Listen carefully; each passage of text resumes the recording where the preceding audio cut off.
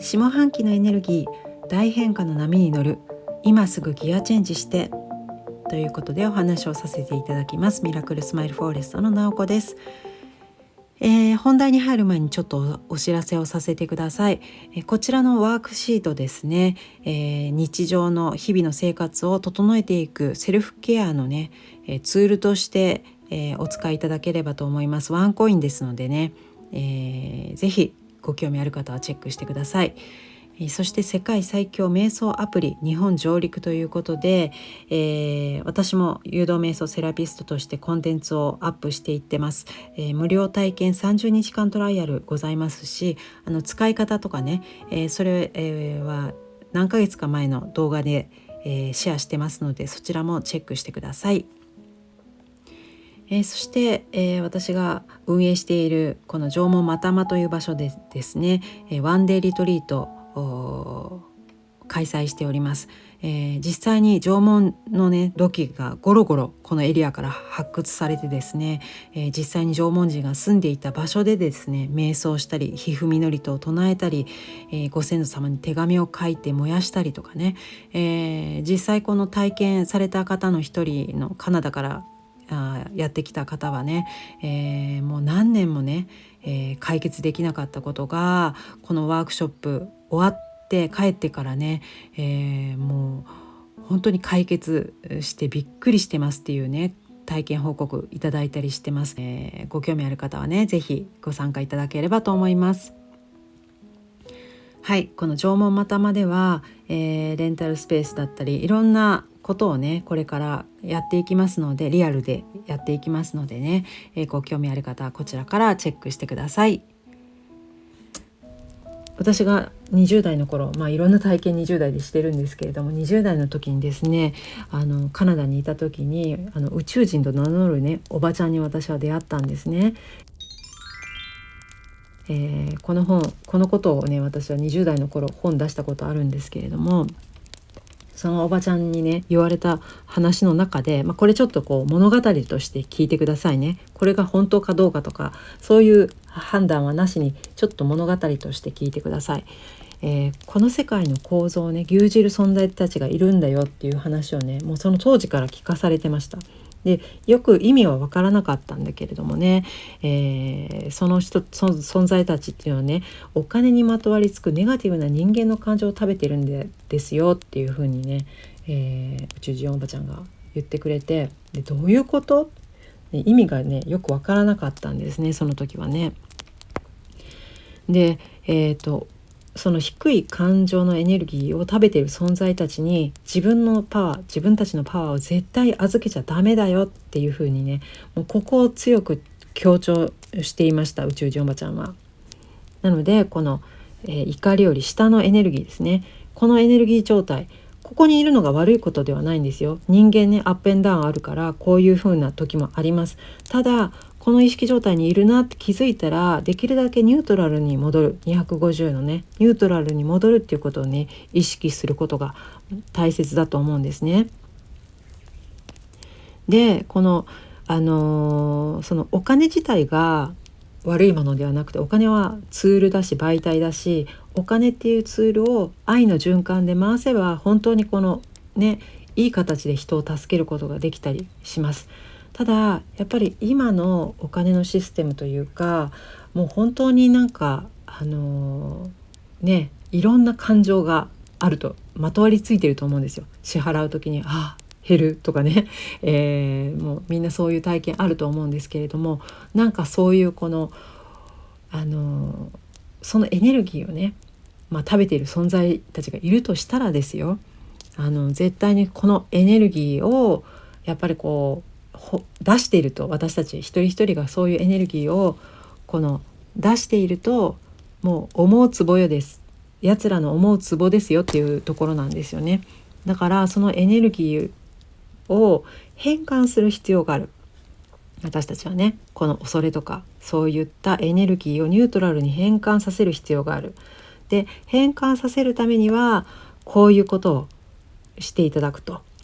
この5つのことをすればニュートラルに私たちは戻れます。はい、このオレンジのところに箱の中にちょっと回答を考えていただきたいんですけれどもね。はい、答えを言いますと、自分の気持ちを整える、自分の呼吸を整える、自分の思考を整える、自分の言葉を整える、自分の意識を整える。この5つをね意識するだけで、私たちっていうのはねニュートラルの意識の状態に戻れます。このホーキンズ博士で言うと250ですね。この意識状態に戻れますので、ぜひね、いろいろそういう感情が低い、意識状態になってるなと思ったら、この言葉を思い出して、ぜひ整えていただきたいなと思います。でただ自分のことばっかりね整えていても、これアルケミストの話でもあるんですけれどもね、スプーンに油を乗せて王様に回ってこい、ね、城中回ってこいって言われて、スプーンの油を落とさないように前ばっかり見てたら、今度は、ね、景色見てきたのかって言ってね、見てきてません、じゃあ景色見てこいって言って、でもう一回油を乗せて、今度は景色ばっかり見てたら、今度は自分の目の前のスプーンの油をね落としてたと。自分の目の前の油はどうしたんだみたいなことを言われた、そんなお話がアルケミストの本の中にありますけれども、そんな風にして私たちは自分自身を整えつつも、世界全体、世の中全体、何が起きているのかなっていうのを把握しながらね前進していくこと、すごく重要だと思います。なのでこの全体を把握し見極めて、そして情報をね選ぶとき、もう AI とかいろいろ入り込んでるのでね、本当にそれで選んで大丈夫、何度もねあらゆる角度から確認してください。こういった事例あるのかなとかね、こういう体験している人いるのかなってね検索すれば出てくると思うので、見極める力っていうのを、一人一人が身につけていくっていうことがすごく重要です。なので、やるべきことをしたら自分の内側に意識を戻してください。整えてください。和解、調和、解決をイメージし意図して行動する、ここが本当に重要なんですよね。だからといってこればっかりやっているとウイグル族みたいにもう国ごと乗っ取られてしまったりしますので、ちゃんとノーと言えること、イエスノー、ちゃんとはっきり意思表示する。私たち日本人はどうしてもみんなの言う通り、みんなが言ってるからっていうことで決めちゃったりしますけれどもね、もうそういう時期じゃないです。しっかり意思表示して、私はこう思う、私はこうだからノーですっていうことをねはっきり意思表示していきましょうということですね。対立するのではなくね、はい。そして3つ目、最後になりますけれども、可能性にフォーカスすることね、いうことです。でもう今情報がもういっぱいあるのでね、このフォーカスすることっていうのがもう非常に難しい時代ですよね。意識がすぐ散漫になっちゃいます。で、本当にね自分が向かっていること、自分が望む道にその情報必要かどうかっていうものもね、やっぱり見ながら、もうね足かせになるようなものはちょっと手放して軽くしていくっていうこともね、重要かなというふうに思います。はい。で可能性にフォーカスすることなんですけれども、この量子力学の世界ではこの地球はねいろんなバージョンの地球がね同時に存在していますよっていうことなんですよね。多世界解釈では無限の数の地球がパラレルに存在しています。あなたが実験をして何かの確率を決定しても、そのようになる地球に自分が住んでいると証明しただけです。他の世界の地球では違った確率が出ていることになります。物理学者ジェームズ・カカリオス氏がこういうことをおっしゃってますけれども、何のこっちゃってことですけれども、こういうある実験があるんですね。これね、この漆の葉だと告げて栗の葉で触れる、高校生57人ぐらいの高校生で漆を触ってかぶれた体験がある高校生たちにこういう実験をされたそうです。で漆の葉って告げてね、栗の葉を触れてもらったと。で栗の葉だよと告げて漆の葉を触れてもらったと。でみんなね漆でかぶれると思っているので、結果的にはどうなったかというと、漆の葉だと告げて栗の葉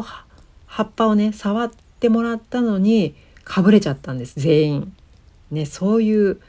結果が出た、この本に書いてあるのでね、もしご興味ある方はチェックしていただければと思うんですけれどもね、なのでこの思い込みね、あなたの思い込みは間違ってる可能性もありますよということなんですね。自分はこう思ってても実は違ったっていうことね、あったりします。で、今の現実に可能性はないと思えばない世界線へ行くし、今の現実に可能性はあると思えばある世界線へ行くと、量子力学的に見ればそういうふうに、捉えることができるんじゃないかなと思うんですね。で、昔101匹の猿ってありましたよね。ある一定数の人が絶対できると信じればその世界線が実現するということで、ちょっとお猿ちゃんいっぱい並べましたけれどもね、私はそういうふうに今も信じています。なのでやっぱりもう無理だって思ったらやっぱりそういう現実、そういう地球になっていくだろうし、可能性は絶対あると。もう不可能に見えるようなボロボロの世界でも絶対何かひっくり返す白のオセロで、ひっくり返るようなね、